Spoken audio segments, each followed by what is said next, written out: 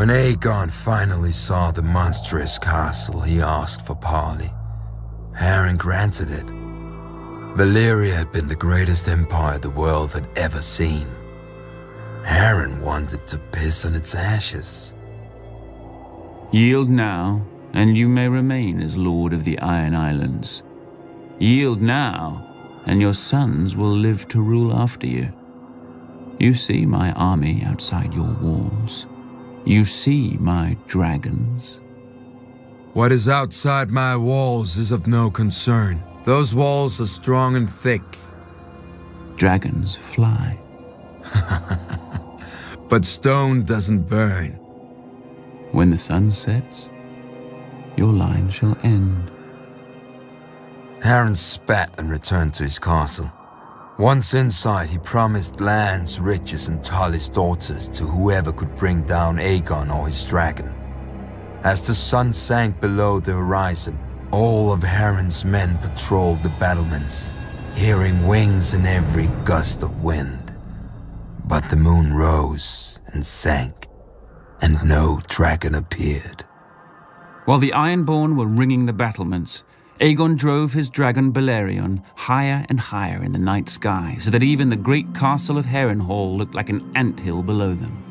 Then they plunged straight into the castle, well inside the guarded walls. The 5 towers of Harrenhal reached towards Aegon like a hand. Balerion opened his mouth and bathed all the fingers in flame. Harren was right. Stone doesn't burn, but men do, even when they're Ironborn. The dragon blasted my ancestors into ash that choked the survivors when they screamed.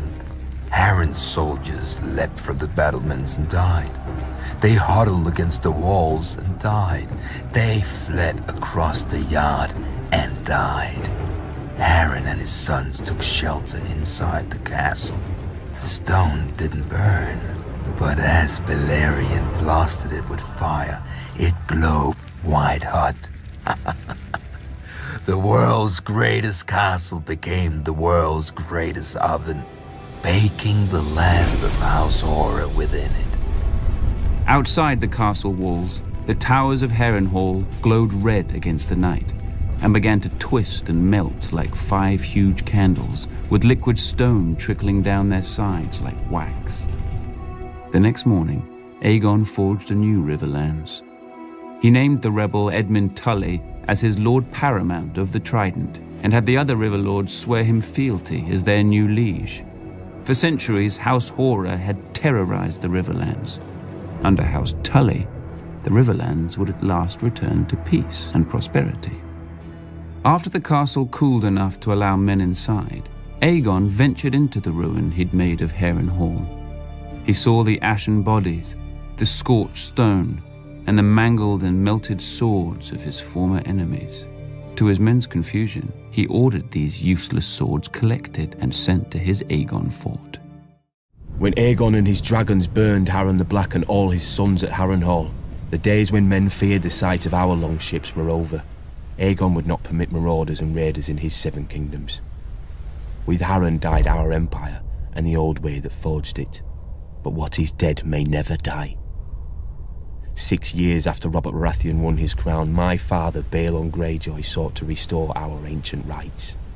He declared the Iron Islands independent and himself its king, and sent the Iron Fleet in a daring raid on Lannisport, where they burned the Lannister ships at anchor, making us unchallenged in the Sunset Sea. This was the seed of our undoing. My eldest brother Roderick led a frontal assault on Seaguard, a town built to protect the mainland from us. After ferocious fighting beneath the city walls, he was slain by Lord Jason Mallister and his men defeated. By this time, Stannis Baratheon had brought Robert's fleet around Westeros and somehow managed to trap the Iron Fleet at Fair Isle, smashing it. Robert's victory was now all but assured, yet we made him bleed for each island.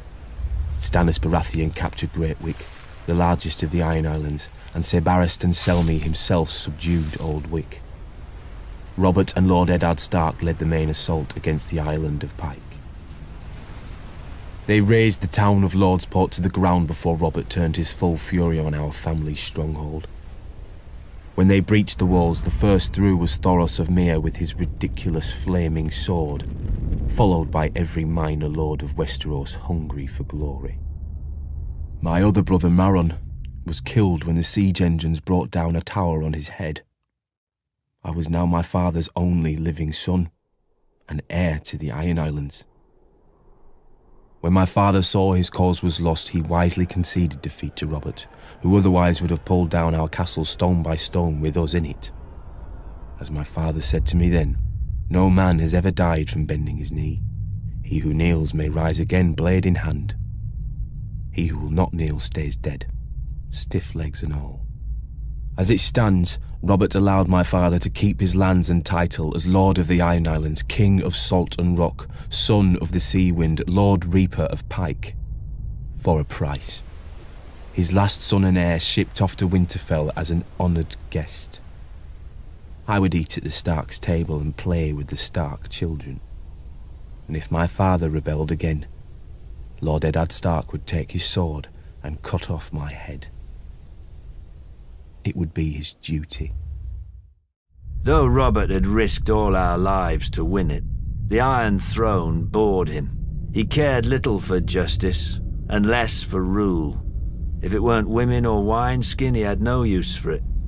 Without the stalwart Jon Arryn as Hand of the King, the challenge to Robert's crown would have come much earlier than it did.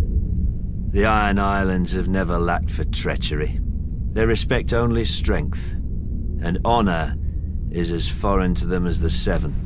After 6 years, their ruler, Lord Balon Greyjoy, wagered that King Robert had not won the support of the great houses of Westeros, many of whom still named him usurper. Lord Balon declared the Iron Islands independent and sent his Iron Fleet to Lannisport. Lord Tywin Lannister was careless, and the Ironborn caught and burnt his ships at anchor. Lord Balon and his reavers controlled the Sunset Sea. Robert then ordered me to succeed where his father-in-law, Lord Tywin, had failed. Beneath Robert's fury, I sensed relief. War he could understand. He would smash Lord Balon as he had Rhaegar.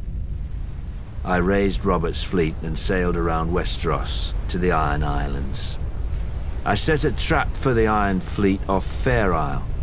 As sailors and warriors, the Ironborn are unparalleled. But they're not soldiers. They have no discipline, no strategy, no unity. In a battle, each man fights only for his own glory, and their longships are built for lightning strikes and shore raids. When the captains rushed in, I smashed their longships with our larger war galleys. The strength of the Ironborn is in their ships.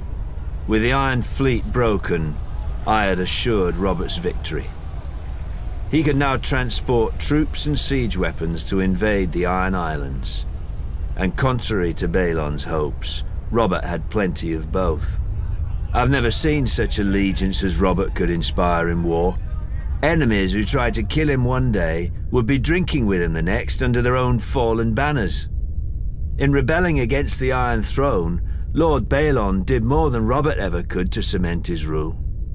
When Robert came to the Iron Islands, he brought with him the full power of Westeros.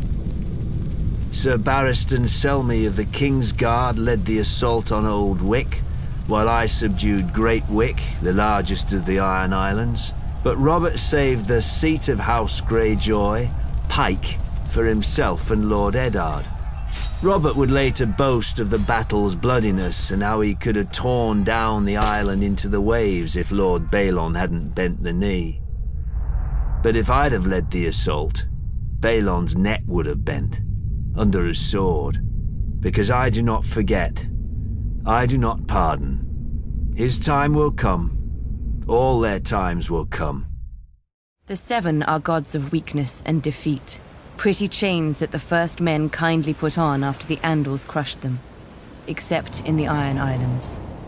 Since the Dawn Age, the Ironborn have followed the drowned god, who plucked fire from the sea and made us to reave and sack and carve our names in blood and song. When the Andals landed on the Iron Islands, They found a god who was father, warrior, and stranger, who took mother, maiden, and crone when he would, and held the smith in thrall. His priests are the drowned men, who are clothed and armed by the sea itself. They consecrate us to the drowned god through our most sacred rite, the drowning, and ask the god to raise us from the sea as he was, harder and stronger. The Ironborn do not fear the bloodiest battles or the roughest waves, for the drowned god taught us long ago that what is dead may never die. When an Ironborn falls, we say the drowned god needed a strong oarsman and took him below to feast in the god's watery halls, attended by mermaids. But even in death, an Ironborn is a warrior. We fight against the storm god, who holds a castle in the clouds, and sends the winds to lure the Ironborn off course or wreck our ships. It's said my legendary ancestor, the Grey King, waged war upon the storm god for 1,000 years.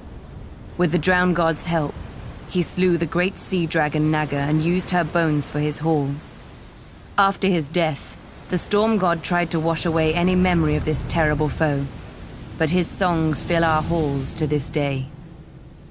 It was the storm god who first blew the Andals to the Iron Islands, to subdue us and turn us from our faith.